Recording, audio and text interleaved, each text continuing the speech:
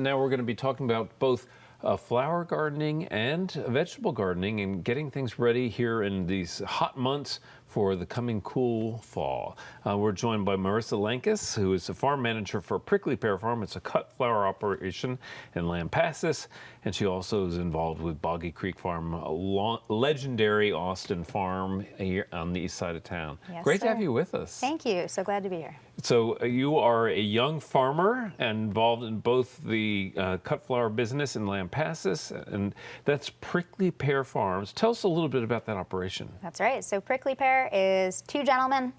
That's the whole operation. I just started It's up the there. Prickly Pear. It's the Prickly Pear. Okay.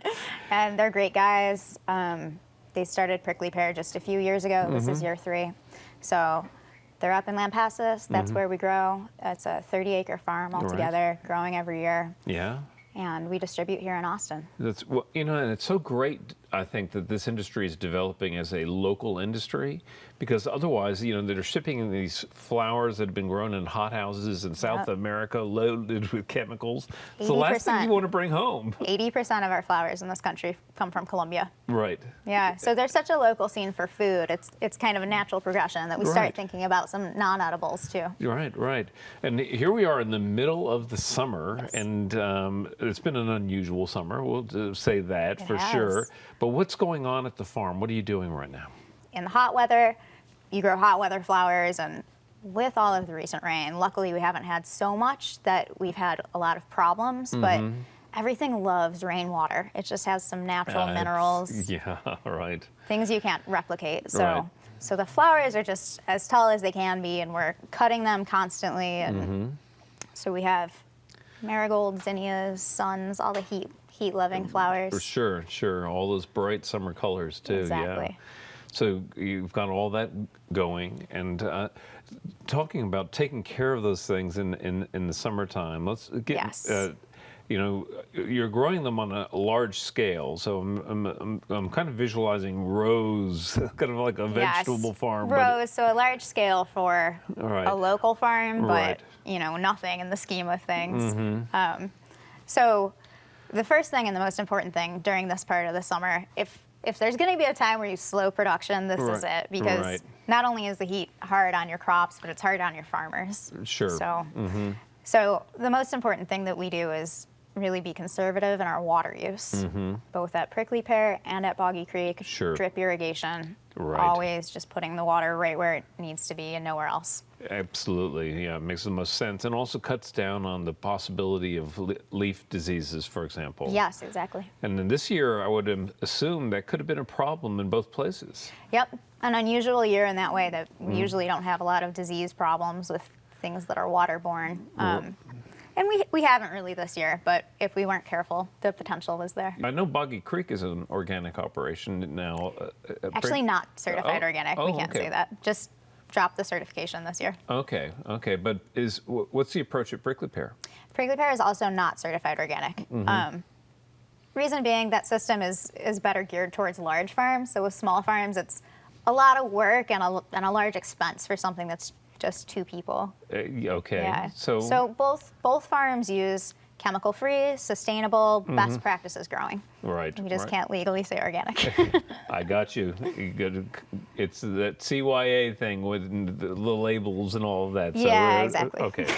But but again, it's a good sustainable approach in both places, which is commendable. And again, just looking at the comparisons of the end product too is something that's so much better, because it's not transported across the world.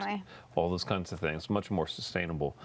In terms of the rainfall that we have had this year, let's talk about the cleanup side of things. What's going on there? For the crops, for many of them, the rainwater has been really good. For the flowers especially, up in Lampasas, the soil is a little more loamy, so it drains a little better than that Blackland Prairie that we have over here on the east side. Yeah. So they've done really well, the flowers. Most things have worked out pretty well given everything, as well as the weeds. So the weeds have just sprung up. Yeah, so everything is just kind of loving it. You get a lot of sun and water, and everything takes off. So cleanup Yeah. If you go to any farm around town, you'll see that the weeds are begging to be It's weeded. all about the weeds right now. Yeah. I got that, and in my own garden as well. I've been filling up those garden waste bags right and left with Yeah. things that seem to grow a foot in a day. Yeah. You know, it's just Well, amazing. you know, luckily, one thing you can do is just mow it, because you never want bare soil. So Right. you can just take it down and not make yourself crazy trying to get rid of every last thing. That's always a good That's a good approach. good approach. There's a little yin and yang involved Mm-hmm. in this, and it's like don't get too crazy going in one direction. Now, on the vegetable side of things in Boggy Creek, and I'm wondering if the water and the torrential downpours we've had have caused problems for any of the root crops and things like that. A little bit. Okay. Yeah, mostly we came out unscathed, but with some of the root crops, things like potatoes, whenever you have that amount of rain, it's hard to dig them out of the soil, especially if you're working with a clay soil. Yeah, real lumpy. It's hard to get those clean, and you don't want to take all your soil out of the field and wash it down a drain either. So, and if you're doing anything by tractor, nobody's been able to get a tractor in for months because Right. it's so wet. So a little challenging in those ways, and root crops, anything that needs to be harvested out of the ground, hard year for potatoes, hard year for onions, but we still got them. You still got them? Yeah. And what is producing right now really well for y'all? Late July. We're gonna have just the very last of our tomatoes, kind of what's left from the spring planting, and we'll be planting fall tomatoes again. It's that time, right? So it's that time, so they'll be coming on in still a few months, but we'll still have some squash, some cucumbers. We have these really special little things over at Boggy Creek called Mexican sour gherkins. You ever seen those? I've heard of them. Yes, just They're a little one- while ago. They're one of our fun little crops this year. That's the fun thing about being a small scale Right. local farm. You get to Right. experiment a little. You know, so you referenced getting ready for fall, and in Yes. both settings, I'm sure that's at the paramount on top of everybody's mind. Is there a different kind of ritual in terms of soil prep for the flower production as opposed to the vegetable production? No, pretty much the same as far as preparation and planting. And, you know, a good thing to do right now, if you have access to it, is to put some mulch down, again, to conserve our moisture. Exactly, right. I mean, Yeah. Mother Nature's been so generous this year. Let's hold on to it. Exactly, Right. exactly. And fall always creeps up sooner than you think. It's still summer outside when you need to start thinking about fall planting. So good to have some moisture in your soil. What are your fall crops at Prickly Pear? So fall is when we start getting into the stuff that I really like, and that's ranunculus is one. Oh which my goodness, yes. I didn't know until very recently that you could grow that in Texas. I and- didn't know.